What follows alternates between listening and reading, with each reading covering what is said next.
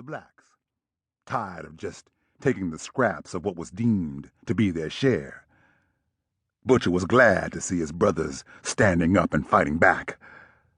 But when the riding began over the summer, he was in the dining car kitchen, riding from Charleston to Memphis, from Memphis to Charleston. Each leg took one day.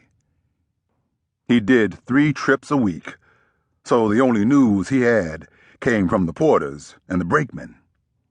If he had a day off, he spent it drunk, and then sleeping off the booze till it was time to get back on the train. Some men worked the train for the travel, the chance to see new things. Having traveled across the ocean and back again, Butcher figured he had seen as much as he ever wanted to see. Some men worked the train because it made them feel important, especially those who got to put on a starched jacket and hoist the baggage of the white passengers. Butcher had worn a uniform and knew there was no privilege to be found in that.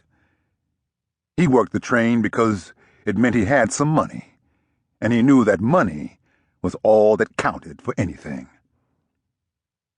In 22, he had been in the wrong place, a honky-tonk on the outskirts of Wilmington.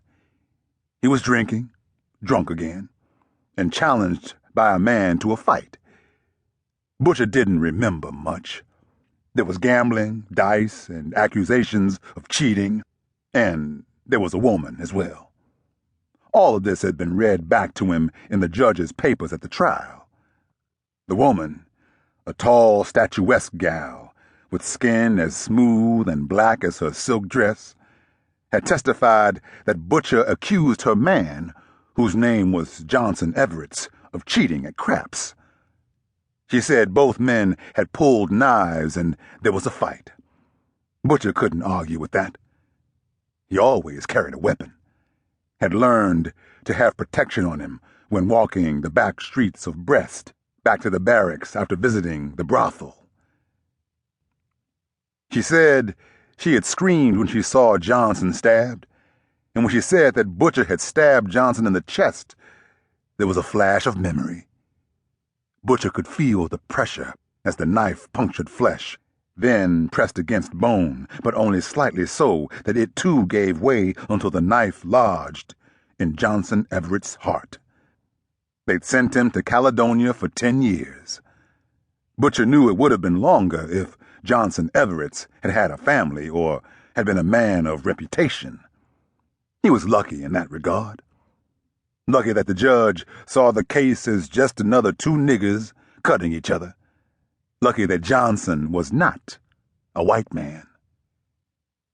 When he arrived at Caledonia, he feared he might be put to work in one of the road camps, which was where they put most black men, transported every few days to a new stretch of road in a cage with 5 or 6 other men.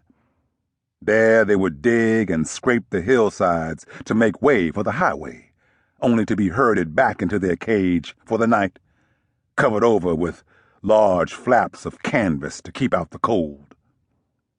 He knew that if he were forced to live like that for long, he would go crazy, or die, or be killed just trying to escape.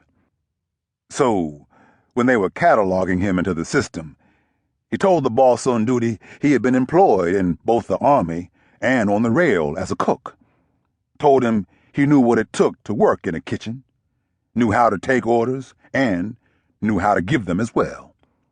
Told the boss he could cook anything, that he would make sure the boss's favorite dishes would be on the menu if given the opportunity. The boss said he had always been partial to corn fritters and smothered chicken and gravy.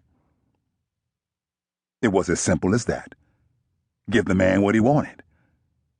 Butcher worked in the kitchen for the whole 10 years he was on the inside, and by the time he was released, he had made a name for himself. His cobbler, his country hash, his biscuits.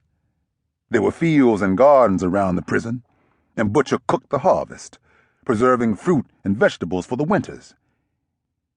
Even the sorriest prisoner would tell you that the one thing Caledonia had going for it